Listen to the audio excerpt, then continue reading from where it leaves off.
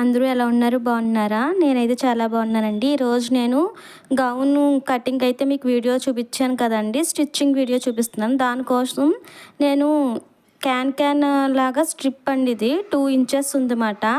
దీన్ని నేను మీషోలో బుక్ చేశాను. ఇది మనకొచ్చేసి కిందన చూడండి ఈ విధంగా డబల్ ఫోల్డ్ అనేది వేసుకోవాలి. అయితే నేను ఇది మనకి అంబ్రెల్లా కటింగ్ కదండీ చేసుకున్నాము. దానికోసం నేను ఒక స్టిచ్ దానిపైన ఒక ఫోల్డ్ పడేలా వేసుకుని దాని తర్వాత ఇంకో ఫోల్డ్ తిప్పుతాను అనమాట. ఎందుకంటే మనకి కిందన ఫుల్ రౌండ్ వస్తుంది కదా, రౌండ్ వల్ల తిరగదు అన్నమాట. దానికోసం నేను ఇప్పుడు వీడియోలో చూపిస్తాను చూడండి. ఒక 1/2 ఇంచ్ దానిపైన పెట్టి ఫోల్డ్ చేసుకుంటూ స్టిచ్ అనేది వేసుకున్నాను మొత్తం. నేను ఇలా 2 పార్ట్స్ అంటే ఇది ఫ్రంట్ పార్ట్కి బ్యాక్ పార్ట్ రెండిట్లకి నేను స్టిచ్ అనేది వేసుకున్నాను. ఇది మళ్ళీ ఇలా టర్న్ చేసి ఫోల్డింగ్ అంటే ఎడ్జ్కి స్టిచ్ పడేలా వేసుకోండి. ఈ విధంగా మీరు ఎడ్జ్కి వేసుకోవాలి. ఓకేనా. ఇది మనకి కిందన గౌన్ దగ్గర కొంచెం లెగుస్తుంది, నీట్గా ఉంటుంది అన్నమాట. అంటే మనకి పైకి లెగుస్తుంది. క్యాన్ వేస్తే ఎలా ఉంటుందో సేమ్ అలానే ఉందండి. ఇది కూడా చూడండి, నేను ఇక్కడ 2 పార్ట్స్ కూడా అటాచ్ చేస్తాను.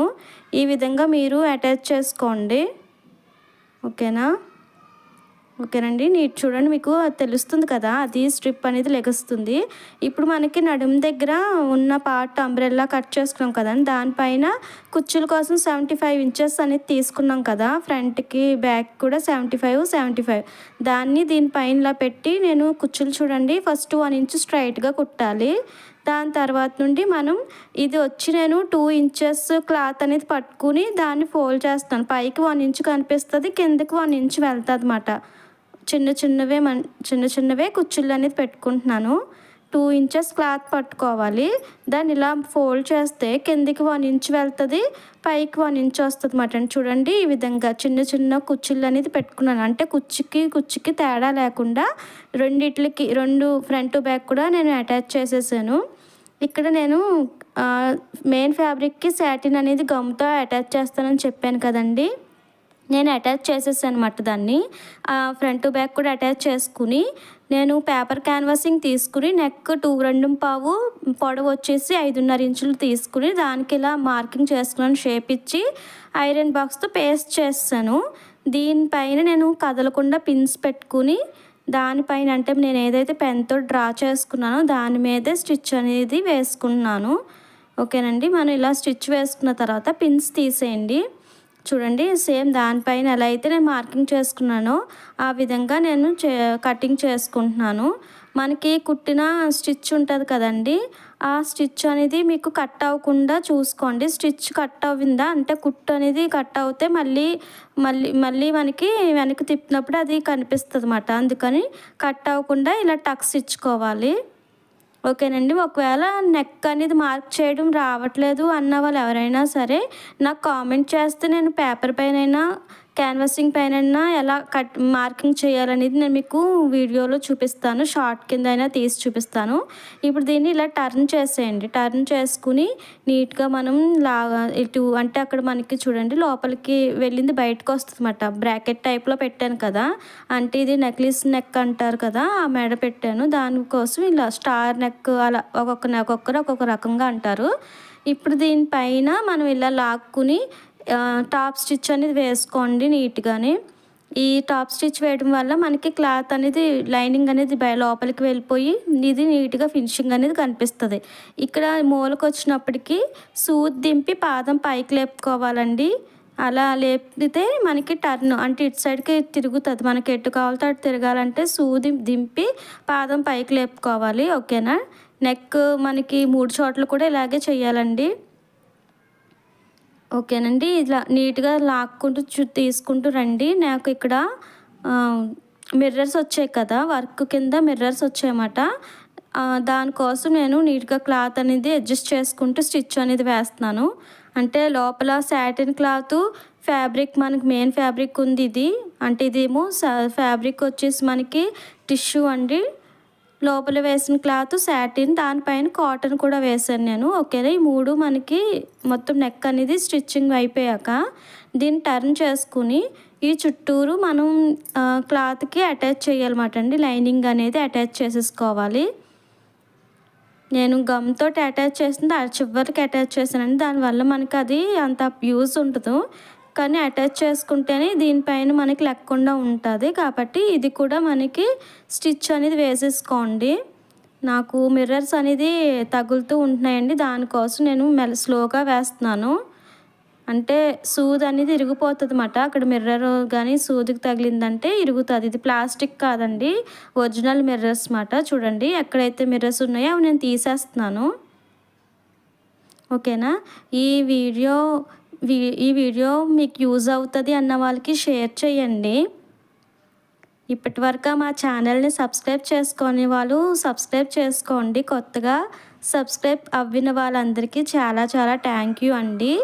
ఈ విధంగానే సపోర్ట్ చేస్తూ ఉండండి. ఇంకా మీకు ఏ విధమైన గౌన్లు అలాంటివి ఫ్రాక్స్ మోడల్స్ కావాలో నాకు కామెంట్లో పెడితే నేను అవి స్టిచ్ చేసి కటింగ్ అండ్ స్టిచ్చింగ్ పెట్టడానికి ట్రై చేస్తాను. ఓకేనండి. మనకి చుట్టూరు ఇలా స్టిచ్ అనేది వేసుకోండి. ఇది ఉగ్గు రాకుండా అంటే ముడతలు లేకుండా నీట్గా చూసుకుని మనం స్టిచ్ అనేది వేసుకోవాలి. ఓకేనా. నాకు ఇక్కడ మిర్రర్స్ అనేది అడ్డొచ్చినాయండి. అవన్నింటిని నేను తీసేస్తున్నాను. తీసుకుని నీట్గా మనకి టాప్ స్టిచ్ అంటే ఈ లైనింగ్ని దీన్ని అటాచ్ చేసే స్టిచ్ అనేది వేసుకుంటున్నాను. మీకు వీడియోలో అర్థమవుతుందని అనుకుంటున్నాను.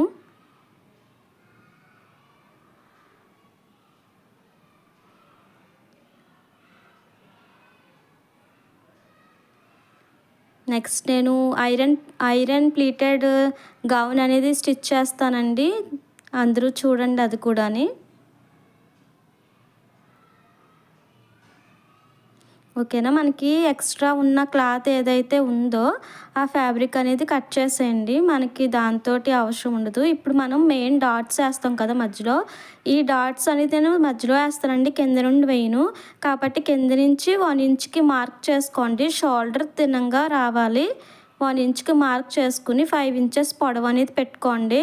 సేమ్ ఇటు సైడ్ కూడానండి, 2 వైపులా కూడా మనం అలా మార్కింగ్ చేసుకుని అక్కడ చూడండి ఇలా ఫోల్డ్ చేసుకుని మనకి 3 క్లాత్లు వెళ్ళేలా పట్టుకోవాలండి.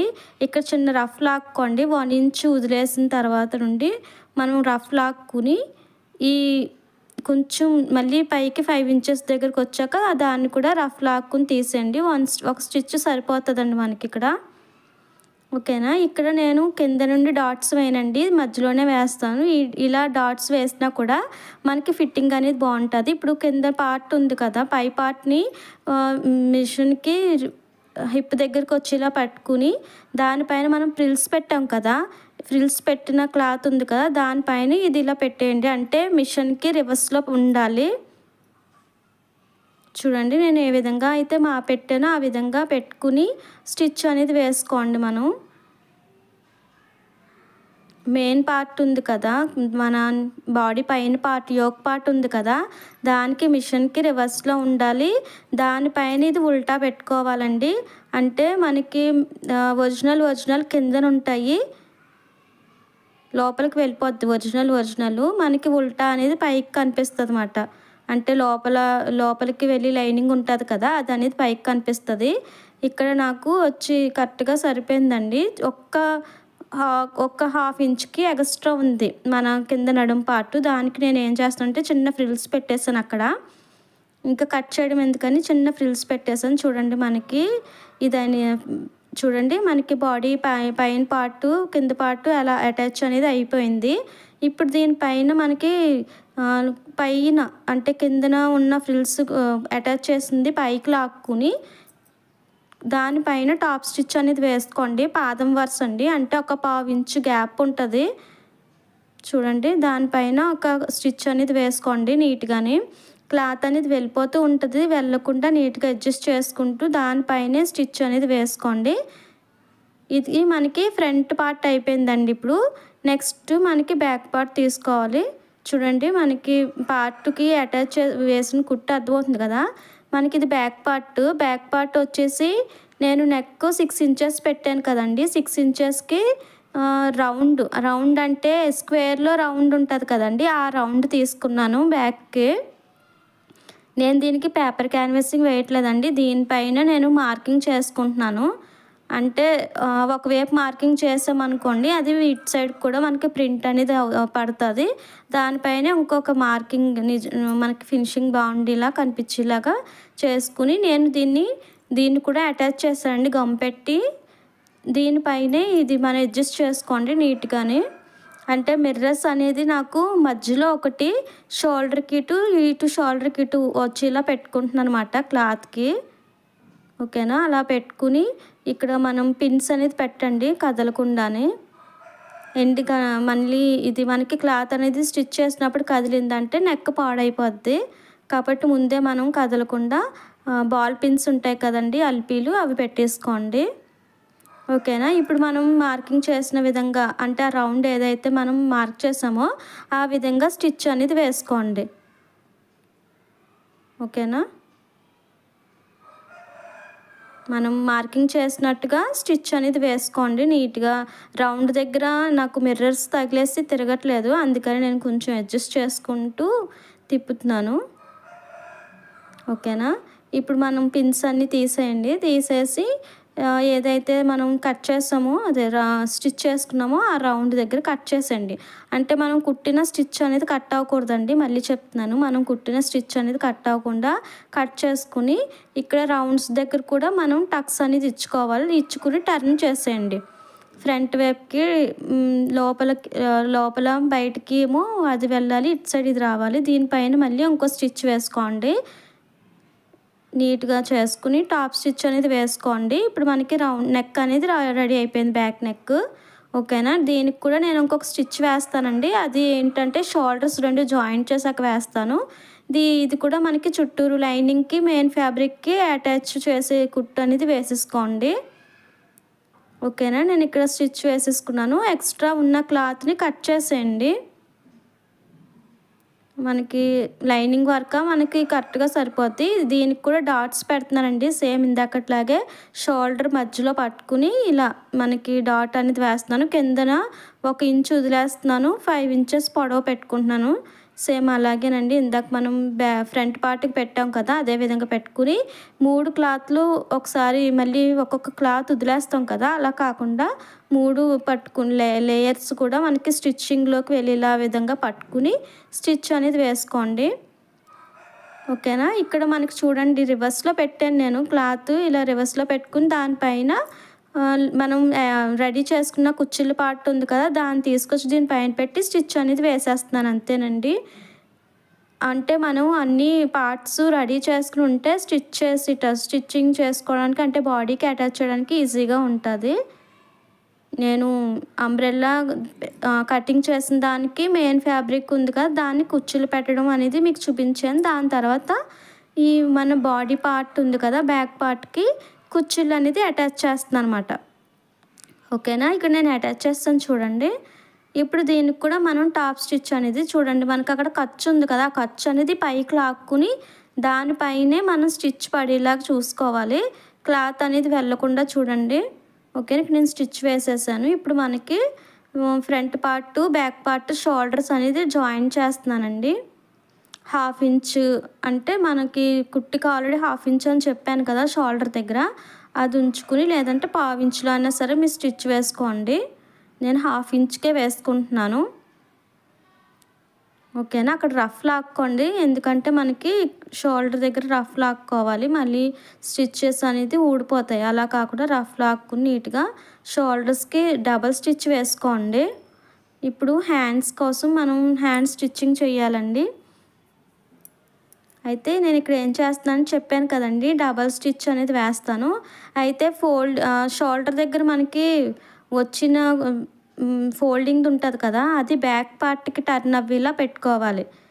అంటే ఖర్చు ఉండదు కదా, ఖర్చు బ్యాక్ పార్ట్ వైపుకి టర్న్ అవ్వాలండి. చూడండి, నేను డబల్ స్టిచ్ ఇలా వేసేసాను. బ్యాక్ పార్ట్కి వెళ్ళే విధంగా స్టిచ్ వేసుకున్న తర్వాత హ్యాండ్స్ తీసుకున్నాను. నేను రాసి బుట్ట అని చెప్పాను కదా, 3 ఇంచెస్ అన్నాను కదండి. ఆ 3 ఇంచెస్ ఫస్ట్ డాట్ ఏదైతే ఉంటుందో ఆ డాట్ నుంచి కుచ్చిళ్ళు అనేది నేను మిషన్కి ఎటు సైడ్ పెడుతున్నానంటే పాదం వైపుకి కాకుండా పాదంకి ఇటువైపు రివర్స్లో పెట్టాను. ఆ మెయిన్ డాట్ ఉంటుంది కదా, షోల్డర్ దగ్గర అటాచ్ చేసి డాట్ వచ్చిన తర్వాత ఆపేసి ఇక్కడ మళ్ళీ ఇక్కడ నుంచి ఏం చేస్తానంటే మిషన్ వైపుకి అంటే పాదం వైపుకి తిరిగేలా కుచ్చులు పెడతానండి. ఇటు సైడ్ నుంచి 3 కుచ్చులు పెట్టాను, ఇటు వైపు నుంచి 3 రివర్స్లో మాట. మనకి ఫ్రిల్స్ అనేది రివర్స్లో పెట్టుకుంటే పఫ్ అనేది నీట్గా లెగుస్తుంది అన్నమాట. చూడండి, మనకి పఫ్ అనేది ఈ విధంగా లెగుస్తుంది. ఓకేనా. అటు సైడ్ నుంచి 3, ఇటు సైడ్ నుంచి 3 కుర్చీలు అనేది నేను పెట్టుకున్నానండి. ఫస్ట్ మనం క్లాత్ అడ్జస్ట్ చేసుకోవడం కోసం ముందైతే చూడండి, నేను మిషన్కి ఇటు సైడ్కి పెడుతున్నాను. అంటే దాని మిషన్ వేపుకి కాకుండా నా వేపుకి వచ్చేలా కుర్చీలు పెడుతున్నాను అనమాట. తర్వాత మనం ఏ సైడ్ అయితే ఫ్రిల్స్ పెడతామో మధ్యలో మెయిన్ డాట్ షోల్డర్కి అటాచ్ చేసి డాట్ ఉంటుంది కదండి, అది మనం టక్ ఇచ్చుకున్నాం కదా, ఆ టక్ నుంచి ఏం చేస్తామంటే అటు సైడ్కి అంటే మిషన్ వైపుకి తిరిగేలా పెట్టుకోవాలి. నేను రెండో హ్యాండ్ కూడా మీకు చూపిస్తున్నాను అర్థం అవడం కోసం. ఓకేనా. రివర్స్లో పెట్టుకోవడం వల్ల పఫ్ అనేది లెగుస్తుంది. నేను చిన్న బుట్ట వచ్చేలా పెడుతున్నానండి, పెద్దగా వచ్చేలా కాదు. ఓకేనండి. ఇలా మనకి వస్తుంది. అయితే నేను ఏం చేస్తానంటే ఇప్పుడు మనకి 2 అయిపోయినాయండి. నెక్ అంటే మనకి ఇప్పుడు కొలుచుకోండి ఒకసారి. షోల్డర్ దగ్గర పట్టుకుని మనకి అటువైపుకి వచ్చే విధంగా పట్టుకుని కొలండి ఒకసారి. కొలిస్తే మనకి క్లాత్ మిగిలిందండి. నాకు ఇంకొక 2 ఫ్రిల్స్ వచ్చే విధంగా మిగిలింది. దానికోసం ఏం చేస్తున్నానంటే షోల్డర్ ఇలా పట్టుకుని 2 ఇంచెస్కి, అంటే నాకు 2 ఇంచెస్ లేదంటే 1.5 ఇంచ్ కన్నా సరే మీ ఇష్టం అండి. 2 ఇంచెస్కి షోల్డర్ దగ్గర నుంచి లేదంటే 1.5 ఇంచు చూడండి, అక్కడి నుంచి అక్కడికి మనం ఒక మార్కింగ్ అనేది చేసుకోండి. అంటే అక్కడ నుండి ఇక్కడికి మనకి ఫ్రిల్స్ రావాలని మార్కింగ్ మాట. ఇక్కడ నేను ఆర్మ్ రౌండ్ దగ్గర చూడండి అక్కడ పట్టుకొని, అంటే మనకి హ్యాండ్ ఉంది కదా, దాన్ని అటాచ్ చేసేటప్పుడు ఇక్కడి నుంచి అటాచ్ చేయకుండా అటు సైడ్ నుంచి అటాచ్ చేసుకుంటూ వస్తుంది అనమాట. అంటే మనకి ఎంత క్లాత్ మిగులుతుందో తెలుస్తుంది కదా. ఇప్పుడు అలా అటాచ్ చేసుకుంటూ వచ్చి నేను మార్కింగ్ చేస్తాను చూడండి. షోల్డర్ దగ్గర నుంచి 1.5 ఇంచుకి మార్కింగ్ చేసుకోవచ్చు అన్నాను కదా. ఆ మార్కింగ్ దగ్గర మనకి మిగిలిన క్లాత్ని ఒక కుచ్చు పెట్టుకోండి. ఒకసారి మీరు వీడియో అనేది స్కిప్ చేయకుండా చూడండి, మీకు క్లియర్గా అర్థమవుతుంది. అక్కడి నుంచి కుచ్చు పెట్టుకుని మనకి షోల్డర్ దగ్గర టక్ పెట్టాను చూసారా, ఆ టక్కకు వచ్చే విధంగా ఎన్ని కుచ్చులు పడతాయి. నాకు 2 కుచ్చులు ఎక్స్ట్రా వచ్చాయండి. అంటే నేను క్లాత్ అనేది కొంచెం ఎక్కువే తీసుకున్నాను కదా, మీరు కటింగ్ వీడియోలో చూసుంటారు. నేను ఎక్కువే తీసాను కాబట్టి నాకు అక్కడ అటాచ్ చేసే దగ్గర 2 కుచ్చులు, ఇటు సైడ్ 2 కుచ్చులు వచ్చాయి, అటు సైడ్ 2 కుచ్చులు వచ్చాయి. అదేవిధంగా మళ్ళీ టర్న్ చేసుకుని మళ్ళీ డబల్ స్టిచ్ వేసేసుకోండి. ఓకేనా. చూడండి, నాకు పఫ్ అయితే చాలా బాగా వచ్చిందండి. ఇప్పుడు ఏం చేస్తానంటే కిందన నేను సాటిన్ లైనింగ్ ఉంది కదా, దాన్ని 1.5 ఇంచుకి క్లాత్ అనేది చూడండి పొడవు మామూలుగా తీసాను, వెడల్పు వచ్చి 1.5 ఇంచు పెట్టుకుని కిందన పెట్టానండి. సాటిన్ వచ్చి కిందన పెట్టుకుని పాదం వరుస స్టిచ్ పడేలా వేసేసుకుంటున్నాను. అంటే 1/2 ఇంచ్ అనుకోండి. 1/2 ఇంచ్కి స్టిచ్ వేసుకుని దీనిపైన ఇలా డబల్ ఫోల్డ్ చేసుకుంటే మనకి ఒక బెల్ట్ లాగా వస్తుంది అన్నమాట అండి. హ్యాండ్ దగ్గర చూడండి డబల్ ఫోల్డ్ చేసుకుని ఈ ఎడ్జ్కి ఒక స్టిచ్ పడేలా వేసుకోండి. ఓకేనా. ఇప్పుడు మళ్ళీ ఇంకో స్టిచ్ మాట అటు సైడ్ ఎడ్జ్కి వేసుకోండి. ఇప్పుడు మనం లైనింగ్ ఒరిజినల్ని అటాచ్ చేసిన స్టిచ్ వేసాం. ఇప్పుడు ఇటువైపు స్టిచ్ వేసి ఇలా చూసుకున్న తర్వాత నేను ఇంకో హ్యాండ్కి కూడా వేస్తానండి. నడుం దగ్గర మనకి ఈ అమ్మాయి వచ్చేసి 8th క్లాస్ అన్నాను కదండి. నడుం దగ్గర మనకి బెల్ట్ అంటే తాళ్ళు కట్టుకుంటాం కదా, దానికోసం నేను క్లాత్ అనేది పొడవు తీసుకున్నాను. ఒక 15 ఇంచులకు పొడవు తీసుకుని కిందన సన్నంగా ఉంచానండి. పైకి వచ్చినప్పటికీ మనకి ఇలా రౌండ్ షేప్లో రావాలి. చూడండి, రౌండ్ షేప్లో వచ్చే విధంగా పట్టుకుని మనకి కిందన అదే నడుం దగ్గర వచ్చేది సన్నంగా ఉంటుంది. ముడి పెట్టుకుని కట్టుకునే దగ్గర కొంచెం లావుగా రావాలన్నమాట. దానికోసం నేను ఆ టైప్లో కట్ చేసుకుని చివరికి రెండిటిని పట్టుకుని ఫోల్డింగ్ మీదేనండి పట్టుకుని స్టిచ్ అనేది వేసుకున్న తర్వాత ఇది కట్ చేసి ఇక్కడ కూడా మనకి టక్స్ ఇచ్చుకోవాలండి. అక్కడ రౌండ్ దగ్గర టక్స్ ఇస్తే క్లాత్ అనేది తిరుగుతుంది. ఇప్పుడు దీన్ని రివర్స్ చేసేసుకోండి. మనం టర్న్ చేసుకొని చూడండి, ఇంకా టర్న్ చేసుకున్నాను, ఈ విధంగా వచ్చింది.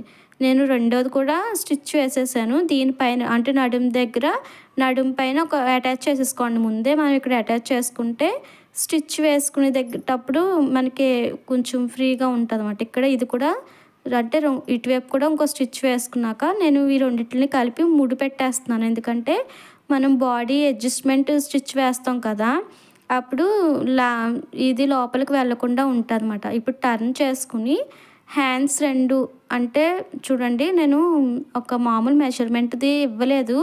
మా అమ్మాయిది ఉంటే అది పట్టుకుని నేను చిన్న స్టిచ్ కోసం అంటే మామూలు మార్కింగ్ చేస్తున్నాను. 5 ఇంచెస్ దగ్గర మార్క్ చేసుకోవచ్చు. నేను మామూలు ఉంది కదా అనేసి క్లాత్ని పెట్టి హ్యాండ్ ఎంత ఉందో లూజ్ అక్కడికే మార్కింగ్ చేసుకుని ఆర్మ్ రౌండ్ దగ్గర కూడా సేమ్ అలాగే మెజర్ చేసుకున్నానండి.